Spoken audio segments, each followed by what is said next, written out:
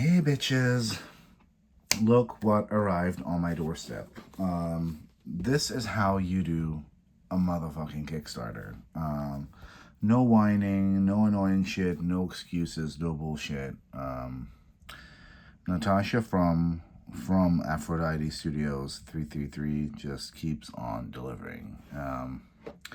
This is not necessarily a new deck. This is a deck that already existed, but that she printed in very small quantity before, and now she did a proper Kickstarter for it.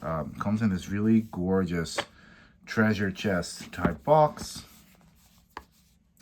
which I love. I love once again, love the graphic design choices, and love the insides, love all of it, love it.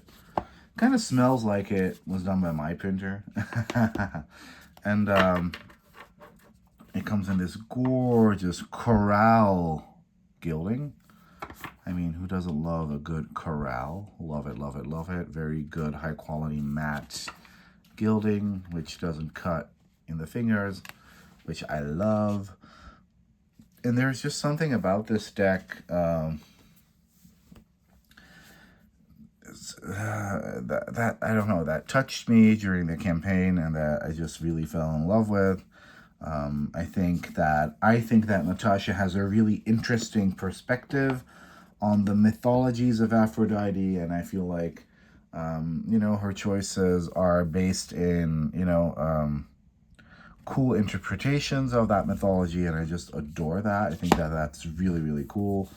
It comes with a title card with some little disclaimers and extra info on the back regarding the art that was used. Disclaimers being this is all public domain art. And then it comes with a cool little guidebook with short extra guidance added for each card. And then we have some spreads as well, which is interesting, and a little essay on Aphrodite, which is really cute. The backs of the cards are fucking amazing, and they go really well with the tarot deck. And there is something about this Oracle deck. I'm not going to be reading all the card messages and titles aloud because I feel like that is a little bit annoying. I'm just going to talk about what I like about this Oracle deck while I flip through the cards so you guys can see. There is, I don't know how many items there are in total, how many cards, probably 44, I'm not quite sure. They're not numbered, that's completely fine. Whatever, let's just get to it.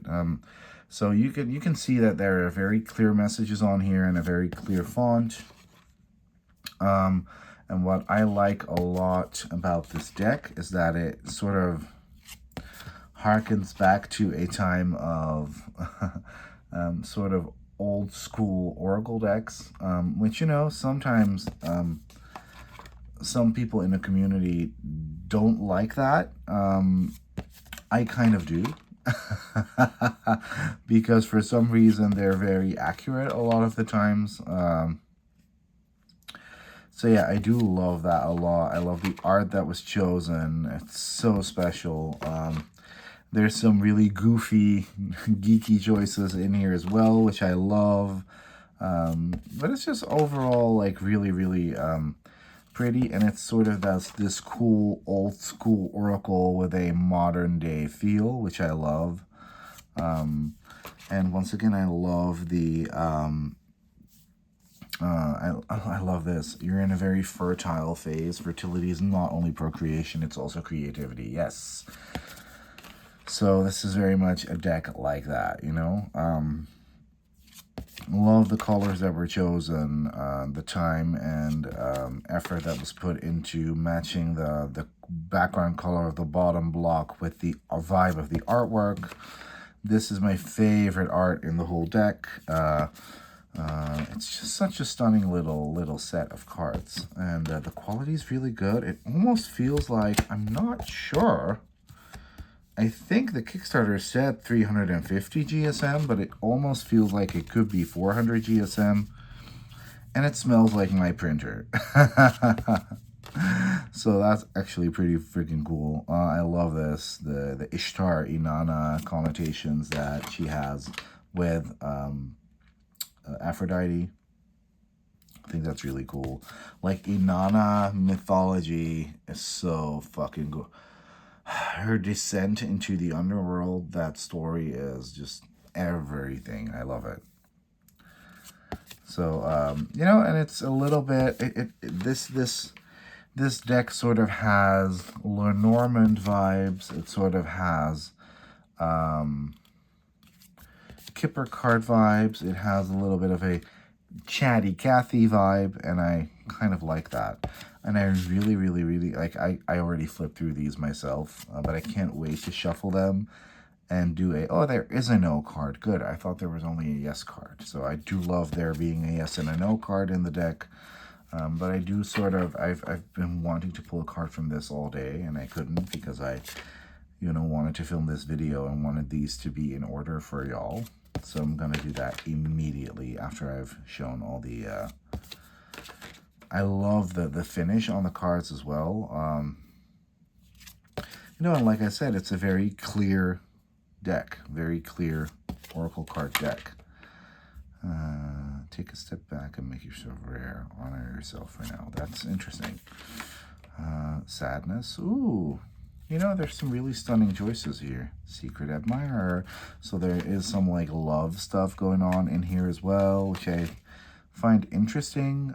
It's curious to see how that will work in a reading or in a general reading, or if you would, you know, use this for love readings exclusively. I do have a deck like that already, so I wonder, you know, where this will sit in my collection, but I feel like it's interesting. I love this card. The treat card is like a fave. And then we end with the yes card. So yeah, stunning, stunning, stunning, gorgeous, gorgeous, gorgeous. I love this type of box too, because it feels like a clamshell or a treasure chest of sorts. Let's look at these cards and how they shuffle.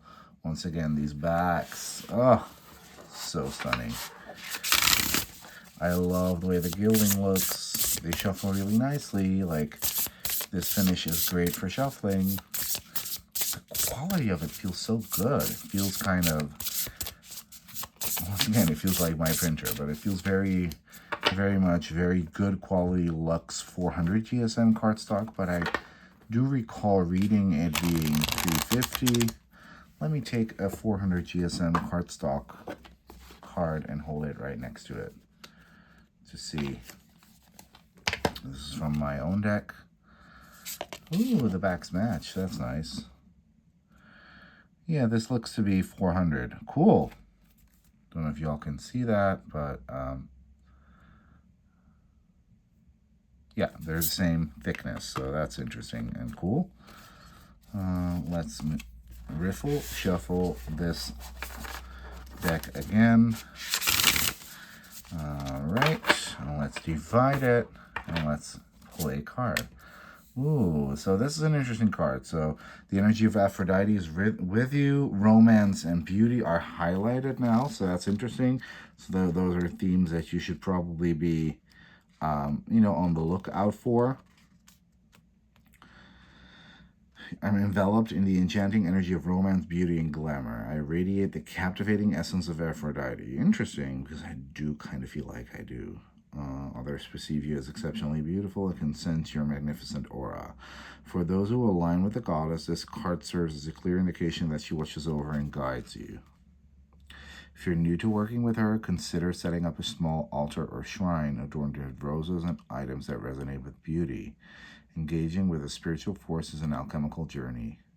The more you connect, the more you embody the essence of the divine feminine. Drawing this card may also signify that it's time to embrace and honor your divine feminine nature, allowing it to shine brightly in your life. Radiant beauty, elegance, embracing your full glory, kind-heartedness, serenity. Buy yourself some flowers. That's really interesting. Okay, so we can definitely work with that. And then we have accept and love yourself, which is really, really cool as well. Now is the time to accept and love your body as it is. We are blessed to come in different forms and sizes. I love this. You know, and it's,